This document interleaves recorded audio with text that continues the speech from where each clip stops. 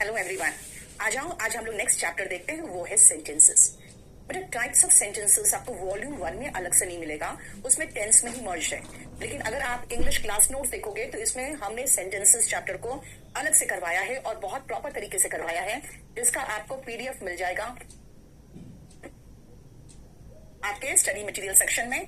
और ये चैप्टर मैं कराऊंगी अभी, छोटा सा चैप्टर है, बहुत बड़ा चैप्टर नहीं है, लेकिन इसके क्वेश्चंस अच्छे खासे होते हैं, मतलब आपको दिखते हैं। तो इसीलिए आ जाओ, हम लोग चलते हैं next chapter types of sentences में। जब आप टेंस पढ़ते हो तो पढ़ते हो पॉजिटिव, नेगेटिव, इंट्रोगेटिव सेंटेंसेस, है ना।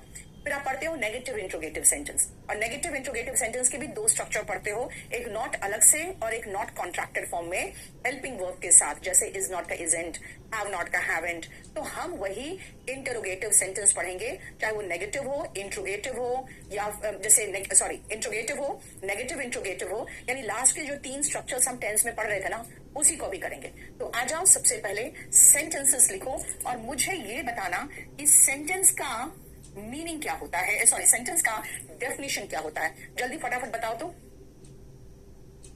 जल्दी बताना, सेंटेंस का डेफिनेशन क्या होता है।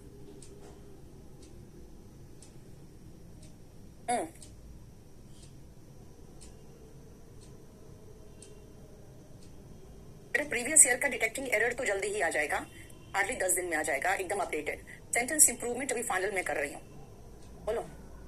Yes, a group of words, शब्दों का समूह, that makes a complete sense, जिसका एक सार्थक अर्थ निकले। अगर मैं कहूं मैं पढ़ाती हूँ इंग्लिश, नहीं, ये सार्थक नहीं। मैं इंग्लिश पढ़ाती हूँ, ये सार्थक है। तो group of words, very good very good. देखो सब डेफिनेशन लिख रहे हो। A group of words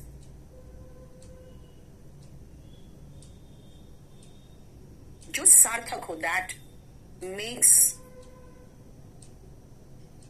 a complete sense. A group of words that makes a complete sense.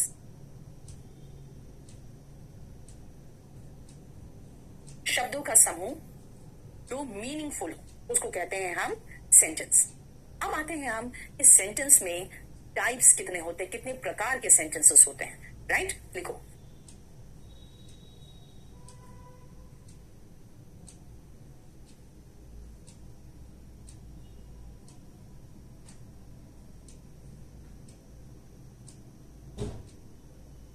Types of sentences.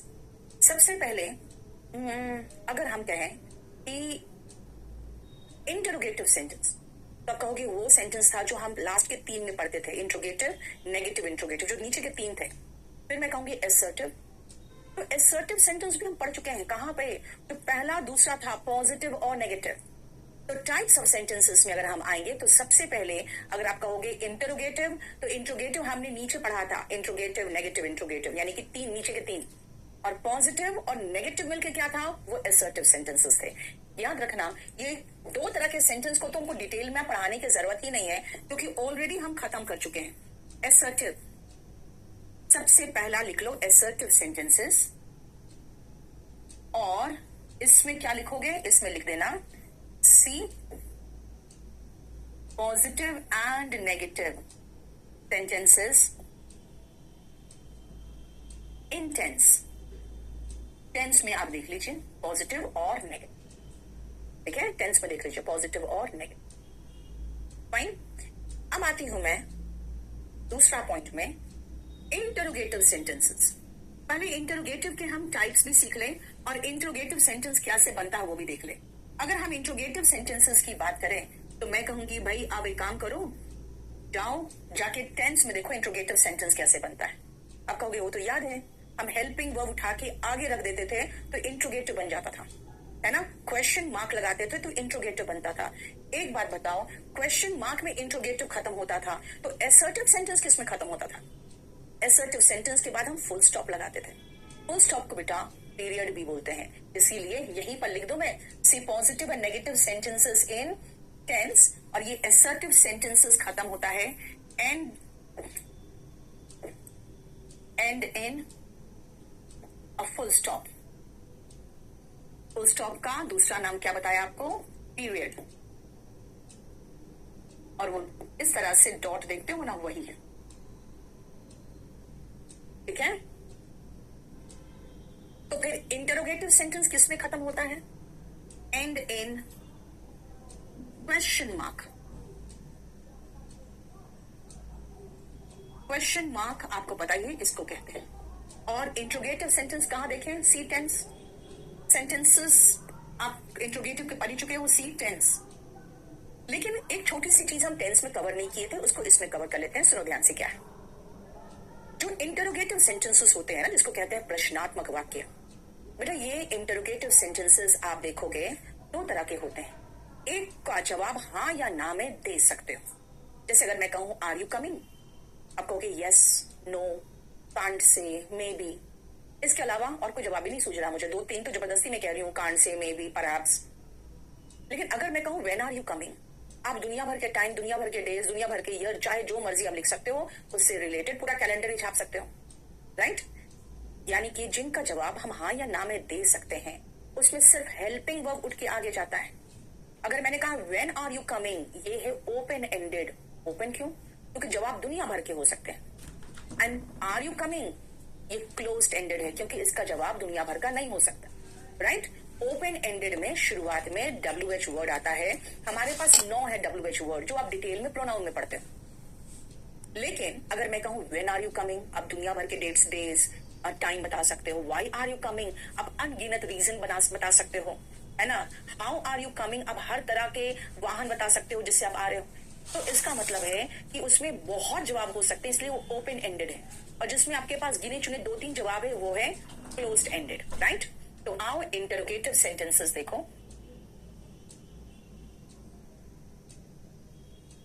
Yes, Ranjana हो चुका है। इसके 2 सब टाइप्स हैं।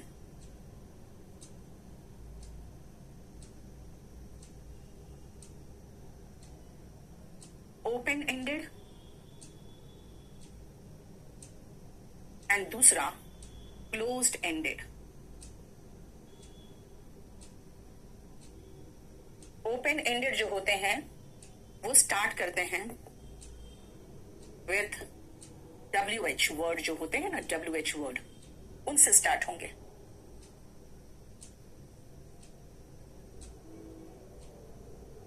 For example, when are you coming.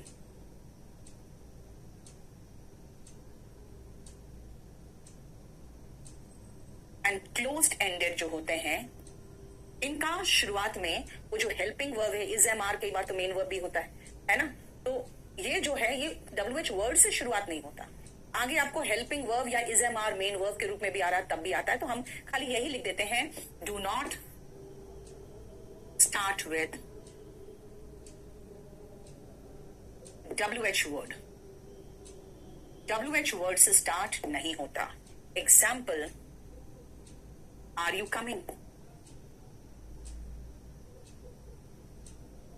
लेकिन बेटा आपसे टाइप्स एंड सब टाइप्स थोड़ी पूछेगा। क्लोज्ड एंडेड क्यों कहा? क्योंकि इसके बहुत क्लोज जवाब है, बहुत 2-3 जवाब होंगे। और इसके ओपन एंडेड क्यों है? क्योंकि इसके बहुत जवाब होते हैं। इसीलिए क्वेश्चन कैसे पूछते हैं वो आ जाओ, और वो मैं पहले आपको करा दूं, फिर मैं आगे बढ़ूंगी। आप कॉन्फिडेंस भी फील करोगे कि भाई अब समझ में आ रहा है कि क्वेश्चन कैसे पूछा जाएगा। 1 से लेकर 5 तक करोगे और आप फंसोगे जिसमें, वो मैं बता दूं, 4 और 5 में ज्यादा फंसोगे। चलो 4 और 5 तो फिर मैं करा दूंगी आपको, पहले 1, 2, 3 तो करो। शालिनी, थैंक यू बेटा। तनु, आपका है ना टेंस में प्रीवियस क्वेश्चन पेपर लोड हो गया होगा, देखो जरा एक बार।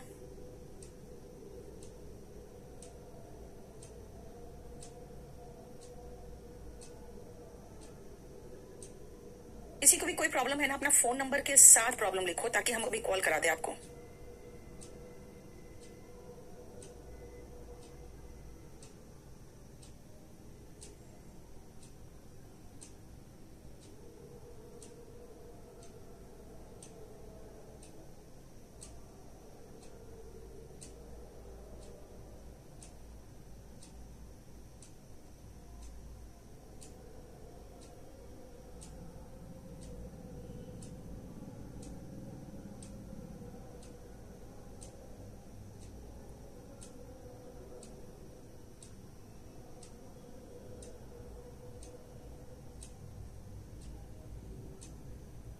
लक्ष्मी वर्मा, अपना नंबर दो बेटा, अभी कॉल करवा देती हूँ।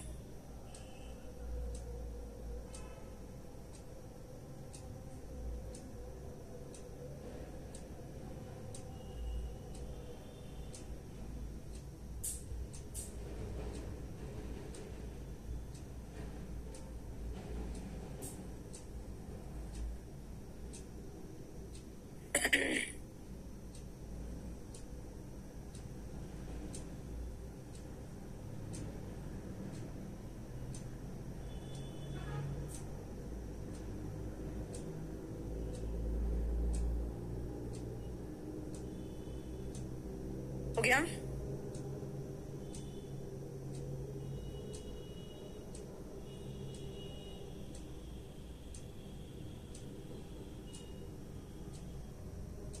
सुनो,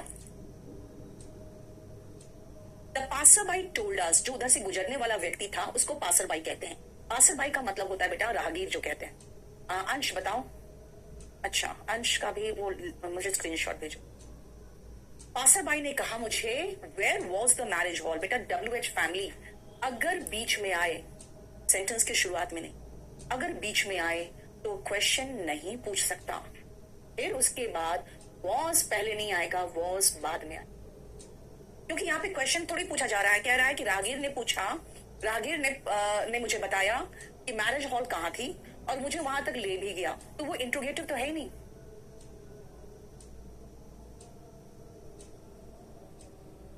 माधुरी डिड नॉट रिप्लाई, माधुरी ने रिप्लाई नहीं किया। अगेन WH फैमिली देखो बीच में, ये WH वर्ड अगर बीच में आता है तो क्वेश्चन नहीं पूछता है। When I asked her why she was she weeping? नहीं, she was weeping। ठीक है, क्योंकि ये कह रहा है कि माधुरी ने रिप्लाई नहीं किया जब मैंने उससे पूछा कि वो क्यों रो रही थी। तो was she नहीं, she was। ठीक है, Can anyone tell me? सवाल तो यहां है भाई, इसके लिए क्वेश्चन मार्क आया है। अगेन याद रखना, WH फैमिली जब बीच में आ रहा है तो वो क्वेश्चन नहीं पूछेगा। डिड वी लर्न नहीं होगा, याद है? I went, I did not go, did I go. Did अगर दिखाई देता है तो समझ जाना कि हमारा यहाँ सेकेंड फॉर्म था। वी डिड लर्न नहीं होगा। ठीक है, क्या कहेंगे? वॉट वी लर्नड, हमने क्या सीखा। क्योंकि आप इंटरोगेटिव बनाते हो तब यहाँ पे WH फैमिली तब यहाँ पे डिड आता है। जब क्वेश्चन बना ही नहीं रहे हैं तो डिड क्यों लगाए? हम वर्ब का सेकंड फॉर्म लगाएंगे ना। फाइन, बताओ इसमें कोई प्रॉब्लम?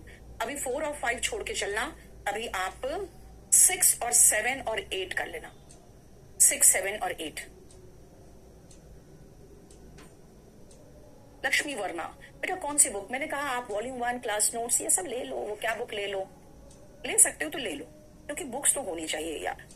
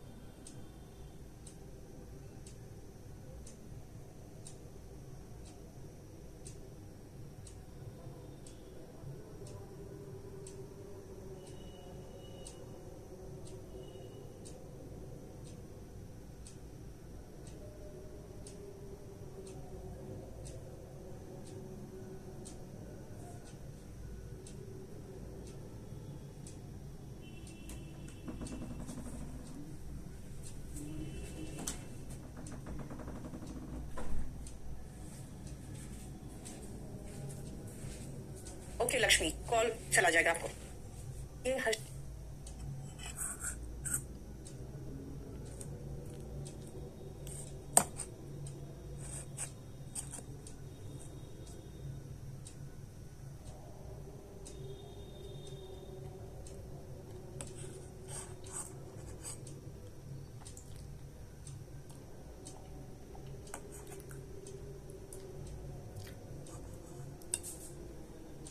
सुनो, आई आस्क्ड द ट्रैवलर, बेटा वर्ब का ये सेकेंड फॉर्म है। ठीक है, वर्ब पास्ट से शुरू हुआ तो आगे पास्ट ही चला।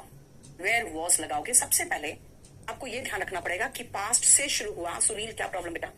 पास्ट से शुरू हुआ तो आगे पास्ट ही चलेगा। और ये जो सेकेंड फॉर्म है, ठीक है, हो गया, लेकिन हमें सब्जेक्ट के बाद चाहिए। ये क्यों? क्योंकि WH फैमिली है। कहाँ है? बीच में है। ठीक है, समझ में आया? कि मैंने पूछा ट्रैवलर से, जो यात्री था उससे कि वो कहाँ जा रहा था।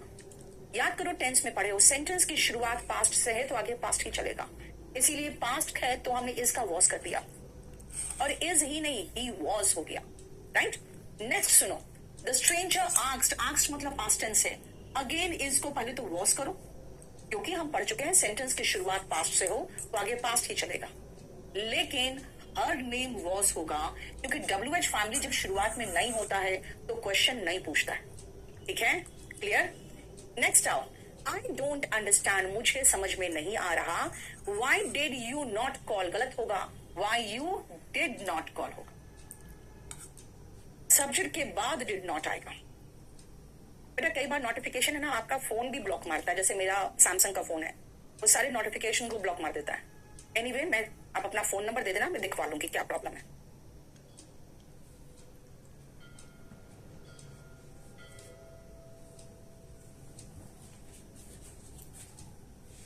ठीक है, और 9th क्वेश्चन तब करोगे आप जब अभी हम आपको ये करा दें।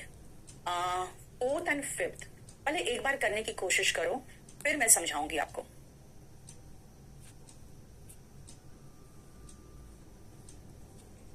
शीतल बेटा तब स्पोकन आप सही करो, अगर आप पढ़ने के बाद ही मीनिंग समझ में नहीं आता है तो स्टोरीज वगैरह पढ़ो, स्पोकन सही करो।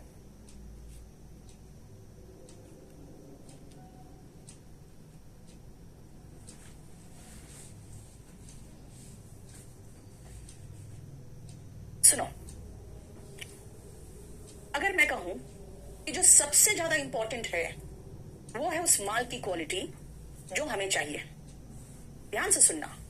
अगर आप वॉट लगा रहे हो एज सब्जेक्ट तो वॉट मैटर्स मोस्ट होगा। ये डज क्यों लगाए, जब क्वेश्चन पूछ ही नहीं रहे हैं तो डज क्यों लगाएं, और जब वॉट मेरा सब्जेक्ट हो ही गया तो फिर इट क्यों आएगा। या अननेसेसरी हम सब्जेक्ट के बाद सीधा वर्ब का SES फॉर्म लगा दें, काफी है है ना, क्लियर। अब अगर मैं ये कहूं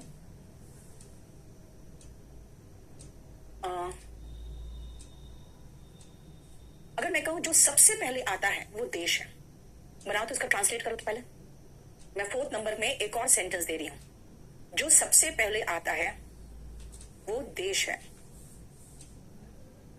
वो हमारा देश है। बनाओ तो जरा। हिमांशु बेटा हम तुम्हारे घर में आके कंसिस्टेंट तो नहीं आपको करवा पाएंगे, आपका जो प्रॉब्लम मेरे से रिलेटेड है मैं बताऊं, मैं पूरा कर दूं, सही कर दूं। जो सबसे पहले आता है वो है देश, कैसे करोगे बोलो जल्दी।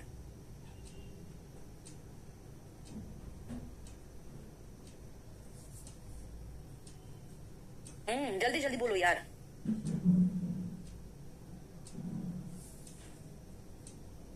यस, वो नहीं आएगा, जो सबसे पहले आता है। देखना चाहते हैं यहाँ किसी को ट्रांसलेशन भी आता है कि नहीं। विकास वेरी गुड। सृष्टा मैंने कहा जो सबसे पहले आता है। सेंटेंस का स्ट्रक्चर चाहिए मुझे, क्योंकि मैंने व्हाट से रिलेटेड ही सेंटेंस का स्ट्रक्चर दिया आप लोगों को। आदर्श पहले वो 5 जो खत्म करो, फिर 5 डाउनलोड होगा। सुचेंद्र हु कैसे हो गया बेटा, जो सबसे पहले आता है वो देश है, आदमी थोड़ी है। Alok Sharma very good. क्या खाए हो? जो सबसे पहले आता है, देखो व्हाट डज वॉज कुछ मत लगाना, सीधा वर्ब का SES फॉर्म लगाओ। What comes first, is the nation या इज आवर कंट्री।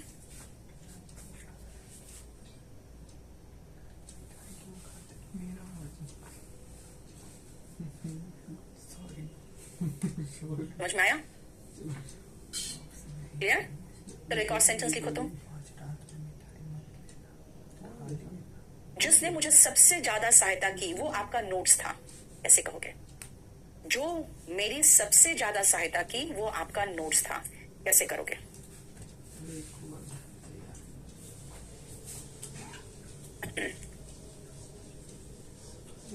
बोलो। That helped me the most is your notes. Was your notes? Were your notes? Arjun very good, अपनी mummy को भी पढ़ाओ अच्छे से। जो मेरी सबसे ज्यादा सहायता की वो आपका नोट्स था, कैसे बोलोगे। सहायता की, अब पास्ट टेंस है बेटा, प्रेजेंट नहीं, सब में प्रेजेंट कम्स और मैटर्स नहीं है। सहायता की मानवेंद्र में जान रही थी, yes. Neha Singh very good. Is नहीं, अब वॉज होगा ना बेटा, पास्ट। क्या कहोगे, जिसने मेरी सबसे ज्यादा सहायता की, past tense, was what help का second form, helped me, what helped me the most was past tense, was your notes. The thing which helped me the most. What लगाओ सीधा अरानी, the thing लगाने की जरूरत ही नहीं है. What helped me most, the most लगाने की जरूरत नहीं है. आपको तो एडवर्ब के फॉर्म में चाहिए ना, most होगा. What helped me most was your notes. समझ में आया? अब 5 नंबर सुनो. क्वेश्चन कहाँ है, ध्यान से देखो. वो ये है, Who was coming to see me? ये है. You said तो एक दूसरा सेंटेंस है जो बीच में खाली ऐसे ही लगा दिया है. इसमें कोई इंप्रूवमेंट की जरूरत नहीं है. आप कहोगे नहीं नहीं ये तो क्वेश्चन है, तो you said को did you say कहो. अरे भैया ये क्वेश्चन जो था ना वो ये था, जो आगे का पोर्शन है. Who was coming to see me this morning? जैसे कहते हैं ना, तुमने कहा था ना मुझे कौन आ रहा देखने को आज सुबह, मुझे मिलने कौन आ रहा था, तुमने ही तो कहा था. तो यहाँ पे 2 क्वेश्चन नहीं है, एक ही क्वेश्चन है. Who was coming to see me this morning? You said, तो मैंने बस बीच में खाली लगा दिया. जैसे एक और सेंटेंस सुनना. अब इसी पर बेस्ड एक सेंटेंस दूंगी कि अगला प्रधानमंत्री कौन होगा, तुम्हें क्या लगता है. चलो अब इसमें मेन क्वेश्चन क्या है, अगला प्रधानमंत्री तुम्हें क्या लगता है कौन होगा. जो मेन क्वेश्चन है उसको क्वेश्चन फॉर्म में लगा दो और दूसरा को सेंटेंस के रूप में बीच में चिपका दो. ठीक है. हालांकि यहाँ पे देखा जाए तो यहाँ कॉमा भी होना चाहिए था. नहीं, ये कोई बात नहीं. चलो बनाओ तो फटाफट. तुम्हें क्या लगता है अगला प्रधानमंत्री कौन होगा, कैसे कहोगे.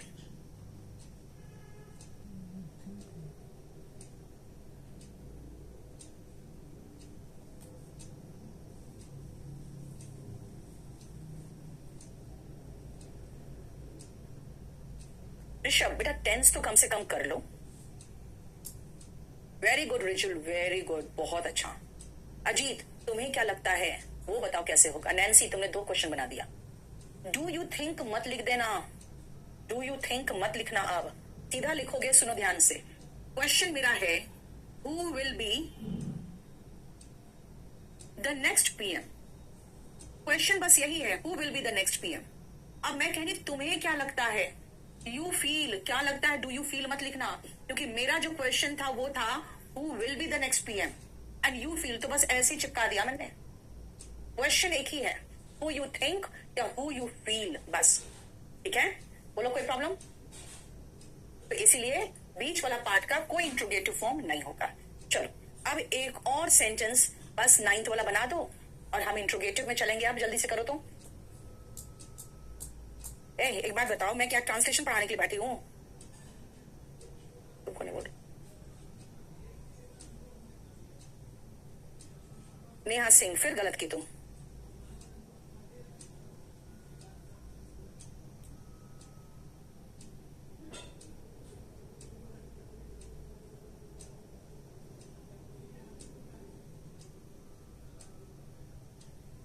जल्दी.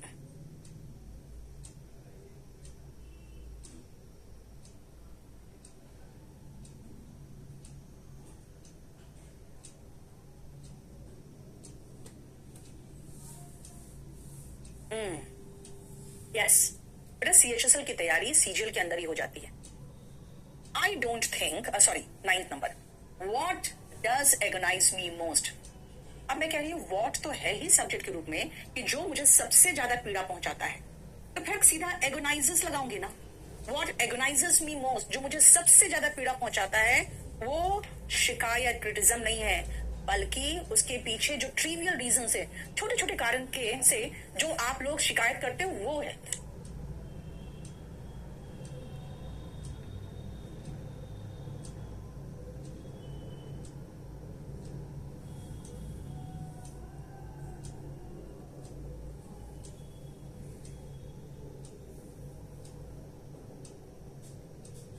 What agonizes me most, यानी अब मुझे सब्जेक्ट के बाद सीधा सीधा वर्ब का SES फॉर्म लगा दिया.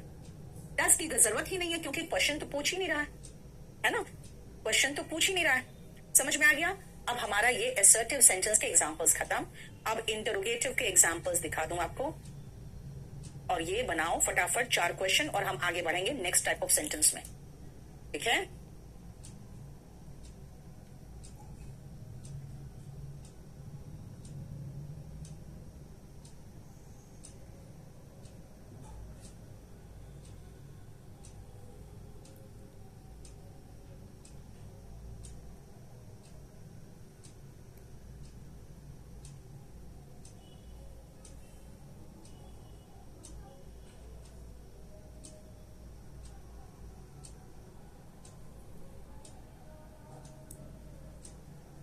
बेटा क्लास नोट्स का तो आ गया अपडेटेड, बस अभी कुछ बाकी है, थोड़ा सा वो क्या वगैरह बाकी है। सुनो जल्दी से करो फटाफट, 1 से लेकर 4 तक जल्दी करो। यू के साथ हैस आता है। नेहा सिंह तुम कर क्या रही हो? हाँ लेकिन टेंस रिवाइज करो पहले तो तुम।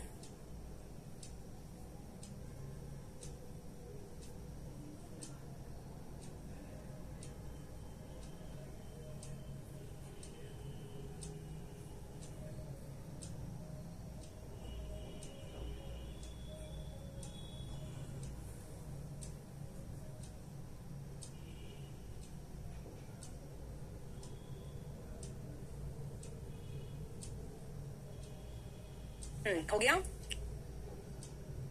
पहला में क्वेश्चन मार्क है तो इसका मतलब ये पूछ रहा है कि क्या तुम अपना होमवर्क रेगुलरली कर रहे हो। ये हैव यहां पे नहीं आएगा, हेल्पिंग वर्ब से शुरुआत करेंगे। Have you been doing your homework regularly, क्या तुम अपना होमवर्क रेगुलरली कर रहे हो। दूसरा, तुम कॉपी क्यों कर रहे हो होमवर्क किसी और से। वाई के बाद वाई आर यू कॉपिंग होगा ना, V1 ING है तो इज एम आर लगता है, और यू है तो यू के साथ तो इज और एम तो लगता नहीं, आर लगता है।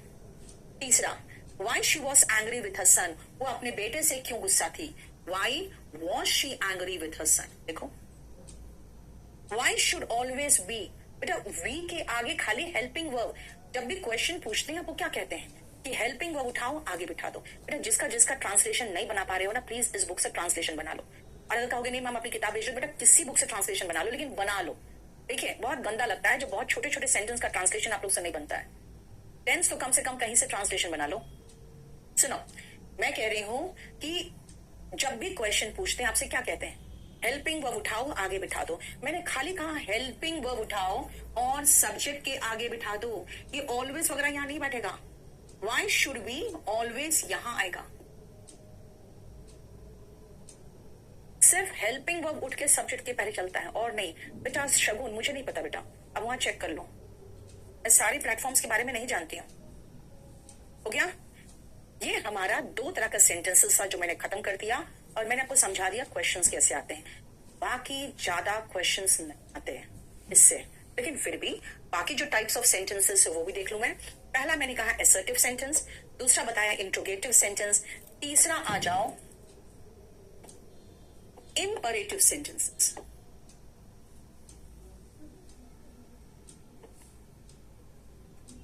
imperative sentences जो होते हैं ना, ये ऑर्डर देंगे, रिक्वेस्ट करेगा, सजेशन देगा, मना करेगा। ये वर्ब का बेस फॉर्म से शुरू होता है, ये ध्यान रखना।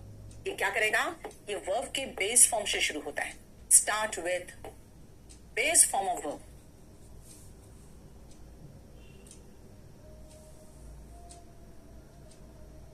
Right, imperative sentence. एग्जाम्पल्स देख लो। ऑर्डर, गेट आउट, दफा हो जाओ, ये है order. Please help me, please या काइंडली, जब भी देखो तब समझ जाना कि ये निवेदन कर रहा है, रिक्वेस्ट। ऐसे कोई भी आपको सजेशन देता है, मेहनत करो, वर्क हार्ड। सजेशन,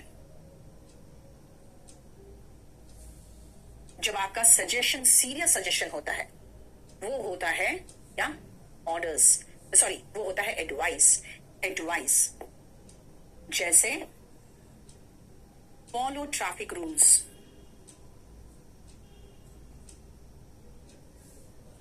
नहीं फॉलो करेंगे तो मरेंगे, राइट। इसीलिए फॉलो ट्रैफिक रूल्स, एडवाइस। और लास्ट आओ, don't drink and drive. Do not का शॉर्ट फॉर्म क्या होगा, डोंट, दोनों में से कुछ भी लगा दो। ड्रिंक एंड ड्राइव, ये है प्रोहिबिशन यानी निषेध। अब आप कहोगे इस तरह के सेंटेंसेस कहां से लाएं। करीब इस तरह के सेंटेंसेस 100 से ऊपर सेंटेंसेस आपके स्पोकन बुक में जो आप चाहो तो प्रैक्टिस कर सकते हो। दिनचर्या से रिलेटेड, चाय बना दो, चाय छान दो, कपड़े धो दो, बर्तन मांज दो, पोछा लगा दो, उस तरह के सेंटेंसेस आपको करीबन 105 सेंटेंसेस मिलेंगे आपको स्पोकन के बुक में। देखो, ऑर्डर, रिक्वेस्ट, सजेशन, एडवाइस और प्रोहिबिशन, ये आते हैं इंपरेटिव सेंटेंसेस में। सब में देखो वर्ब का बेस फॉर्म से शुरू हो रहा है। देखो ये वर्ब का बेस फॉर्म है। चलो प्लीज तो रिक्वेस्ट के लिए था, लेकिन ये तो देखो यहाँ वर्ब का बेस फॉर्म है। और अगर डू नॉट देखो तो डू भी तो वर्ब का बेस फॉर्म है। Drink, do not drink. Go out, do not go out. Help me, don't help me. देखो सब में डू नॉट लगाते हैं नेगेटिव में। ठीक है नितिन, आपका बैच बेटा मंडे वेंसडे फ्राइडे चलेगा। हो गया? बताओ ये 5 सेंटेंसेस इंपरेटिव के, और इससे कोई क्वेश्चन एज सच आ नहीं सकता है।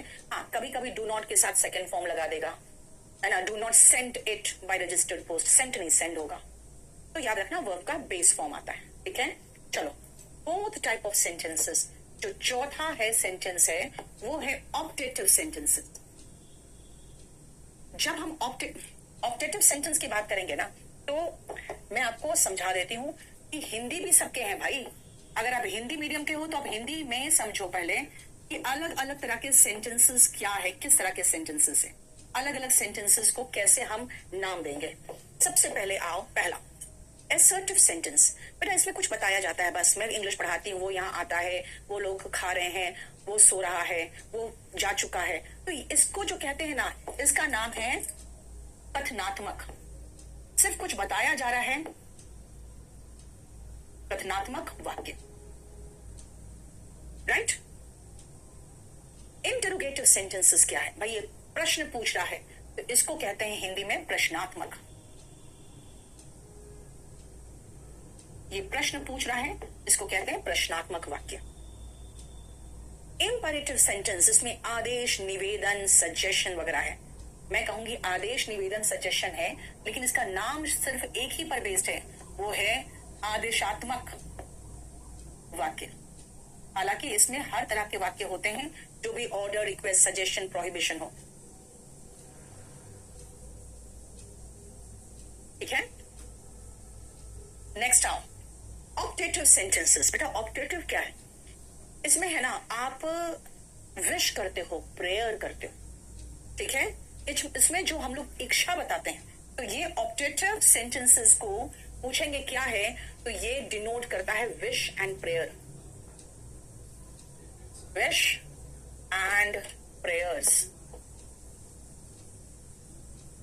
विश और प्रेयर्स डिनोट करता है।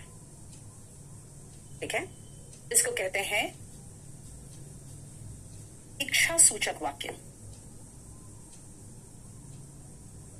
ये इच्छा बताता है किसी व्यक्ति का, और ये जनरली, हमेशा नहीं लेकिन जनरली एक्सक्लेमेशन मार्क, जो ऐसे मार्क होते हैं ना, उसमें खत्म होता है।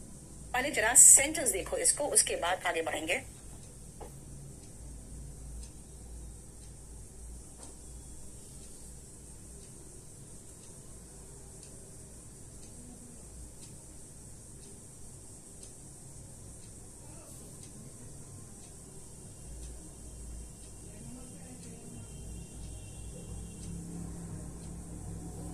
ये देखो,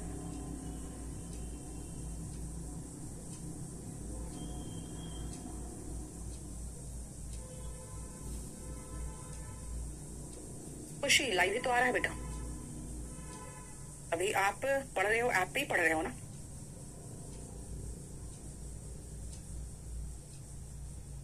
मे गॉड ब्लेस यू, अगर आप मे हटा भी दो तो गॉड ब्लेस यू होगा, यानी इनके साथ भी वर्ब का बेस फॉर्म आता है।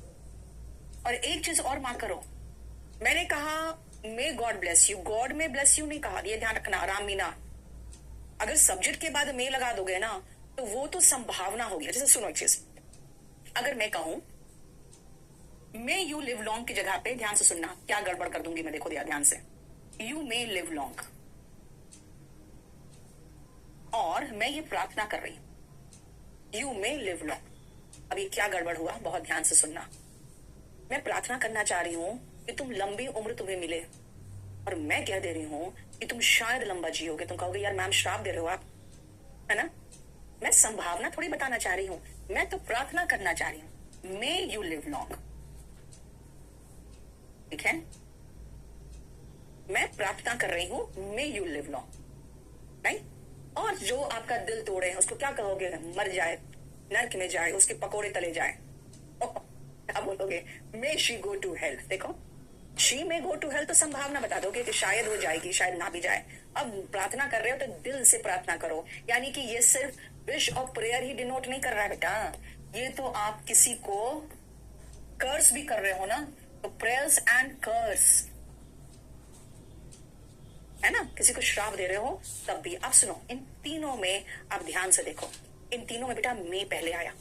एक इंटरोगेटिव सेंटेंस में हेल्पिंग वर्ब पहले आ रहा था, याद है ना, और एक इसमें मे पहले आ रहा है। हालांकि ये क्वेश्चन नहीं है, यानी ये दो तरह के वाक्य इन्वर्जन में है। जब मैं इन्वर्जन पढ़ाती हूँ तो मैं पूछती हूँ कि मैं 2-3 इन्वर्जन पढ़ा चुकी हूँ, बताओ कौन कौन सा। तो आपको सबसे पहला बोलना पड़ेगा मैम इन्वर्जन आपने पढ़ाया है टेंस में, इंटरोगेटिव में, जहां पे हेल्पिंग वर्ब पहले था। फिर कहोगे मैम फिर आप सेंटेंसेस में आपने सेकंड टाइप का इन्वर्जन पढ़ाया था, वो पढ़ाया था ऑब्जेक्टिव वाक्यों में, जहां पे सब्जेक्ट के बाद में नहीं था, सब्जेक्ट के पहले में था। ठीक है अर्पित, अब जब मैं अभी पढ़ा रही हूँ और तुम प्ले स्पीड चाहोगे इंक्रीज करना, तुम मुझे इंक्रीज कर सकते हो? नहीं ना, अब मुझे नहीं पता, मैं देखूंगी पूछूंगी। अर्पित समझ में आया? इन्वर्जन का मतलब अब खुद सोचो, मैं राइट हैंड उठा रही हूँ, कैमरे में आपको लेफ्ट हैंड दिख रहा होगा, वही तो इन्वर्टेड। वर्ब बाद में नहीं, वर्ब पहले, वही तो इन्वर्टेड है। समझ में आ गया? क्लियर? बोलो समझ में आया? अब मैं आती हूँ पांचवा में, फिफ्थ में। और फिफ्थ में आप मुझे एक सेंटेंस में दूंगी, वो गलत दूंगी, आप मुझे बताना तो जरा क्या गलत है।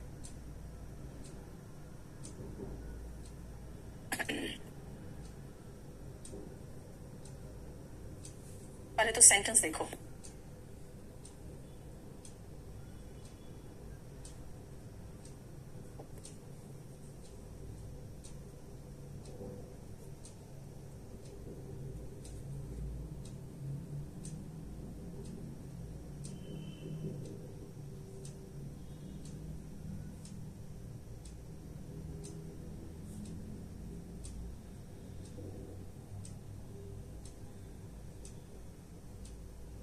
कुछ गलत है क्या? देखो तुम।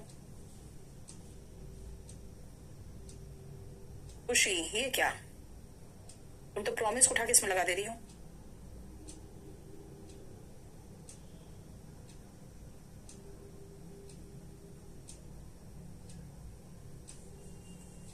यस अभिनव, वेरी गुड अभिनव। जब हम क्वेश्चन ही नहीं पूछ रहे हैं, वेरी गुड सुमन, हम कह रहे हैं कितना सुंदर है ना बारिश, जो बारिश हो रही है उसके लिए बात कर रही हूँ मैं, आपसे क्वेश्चन थोड़ी पूछ रही हूँ। मैं कह रही हूँ कितनी सुंदर बारिश है, how beautiful the rain is. Exclamatory sentence objective form में नहीं होता, इसीलिए how funny his jokes were करेंगे, वर हिज जोक्स नहीं आएगा। The reason is exclamatory sentence क्या करता है, ये भावना को एकदम कश ऑफ फीलिंग्स यानी बहाव के साथ निकालता है। ठीक है, जब बहाव के साथ निकालता है तो यहां पे आप एक्सक्लेमेटरी सेंटेंसेस को क्या करोगे, लिखोगे एक्सप्रेस कश ऑफ फीलिंग्स।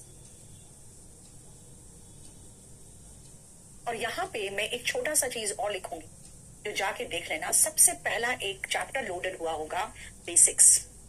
बेसिक्स में 500 स्पीच के छोटे छोटे पार्ट थे, 5-10 मिनट में। उसमें एक लास्ट में मैंने कराया होगा इंटरजेक्शन, आप उसको देख लोगे। ठीक है, तो क्या देखना पड़ेगा अब आपको, सी इंटरजेक्शन, और वो इंटरजेक्शन खत्म हो जाएगा, हमारा एक्सक्लेमेटरी सेंटेंस पूरा खत्म हो जाएगा। इन बेसिक्स सबसे शुरू में बेसिक्स एक लोड किया जाता है रिकॉर्डेड, उसमें देखोगे। सोनू यादव, अब रिपीट करने मत बोलना, बहुत मारूंगी मैं। आप कहोगे ना कितने फनी थे उसके जोक्स, क्वेश्चन थोड़ी पूछ रहे हो। कहोगे how funny his jokes were, how beautiful the rain is, what nonsense this is. ये लोग कहते हैं व्हाट नॉनसेंस इज दिस, तुम क्वेश्चन पूछ लिए फिर तो, ये कैसा नॉनसेंस है। मैं क्वेश्चन नहीं पूछ, मैं कहती ये क्या बकवास है ना, मैं एक्सक्लेम कर रही हूं। अब आओ बाकी तरह के सेंटेंसेस के एग्जाम्पल्स जो भी दिए हुए हैं वो देख लो। चलो 1 2 3 4, 3 तक तो ठीक है, 4 का जा देख लो तो, एक्सक्लेमेटरी में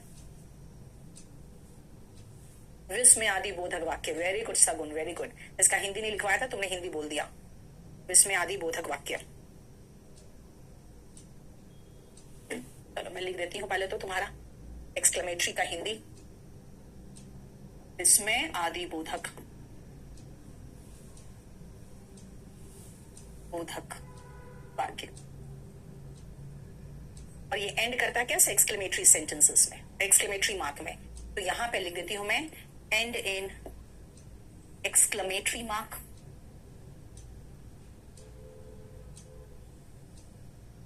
एक्सक्लेमेटरी मार्क ये होता है। और ये भी एक्सक्लेमेटरी मार्क में खत्म होता है, ऑब्जेक्टिव भी सामान्यता तो खत्म होता है, एक्सक्लेमेटरी मार्क में खत्म। ठीक है, यस, वेरी गुड। हे भगवान कितनी बड़ी हो गई है, मैं क्वेश्चन थोड़ी पूछ रही हूँ, मैं बता रही हूँ कि बहुत बड़ी हो गई है, शी हैज ग्रोन, राइट।